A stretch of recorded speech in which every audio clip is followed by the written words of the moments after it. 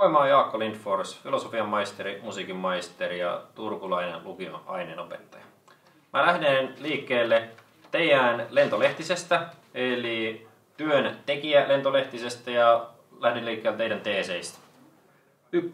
Työmarkkinat uudistettava. Eli me tarvitaan perustulo, selkeä, yksinkertainen, läpinäkyvä, reilu systeemi, jolloin työntekijällä on sosiaaliturva.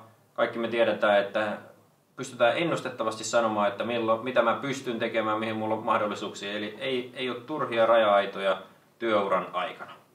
2. Julkista sektoria pienennettävä. Tässä on ilmeisesti käynyt virhe, koska itse asiassa sitä ei tarvitse pienentää. Suomi on tällä hetkellä yksi maailman rikkaimmista valtioista. Velkasuhde on alle 60% verrattuna BKT, euroalueella yli 94%. Tällä hetkellä me eletään kysyntälamassa. Pikemminkin me tarvitaan elvyttäviä toimenpiteitä, joilla me lisätään ostovoimaa, kysyntää ja sitä kautta alennetaan työttömyyttä.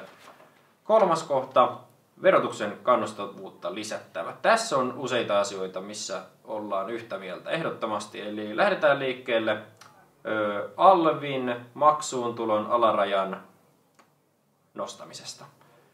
Tällä hetkellä se tulee olemaan 10 tonnia vuodessa, ja meidän vasemmistoliiton mallissa nostetaan se 25 tonnia.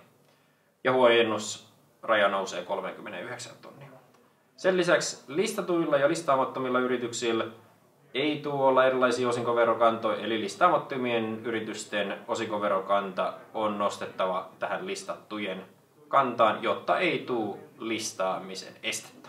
Sen lisäksi meillä on härski systeemi, pää- ja ansiotuloverotus on täysin erilliset systeemit, homma ei vaan toimi, eli tulonmuutoproblematiikkaa ja joudutaan käyttämään asiantuntijoita siihen apuun, että mitä verotuksena mun nyt kannattaa nostaa, että ei ole yrittäjän etu, ei ole yhteiskunnan etu, yksi yhteinen progressiivinen skaala.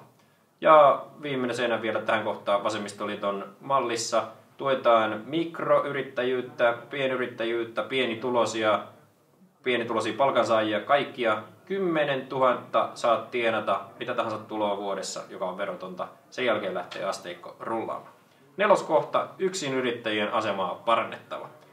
Tässä yksinkertainen malli on nimenomaan tämä sosiaaliturvan hankkiminen perustulon kautta, mutta mä sivuun tässä samalla jo teidän 5. kohtaa, eli turhasta sääntelystä luovuttava sillä tavalla, että me tarvitaan energiavallankumous, se tehdään uusiutuvien kautta.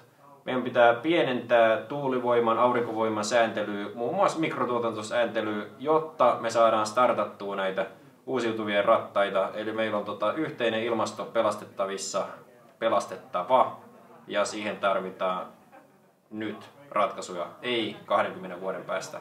Eli pähkinänkuoressa me ollaan mikroyrittäjien puolue. Tervetuloa messiin.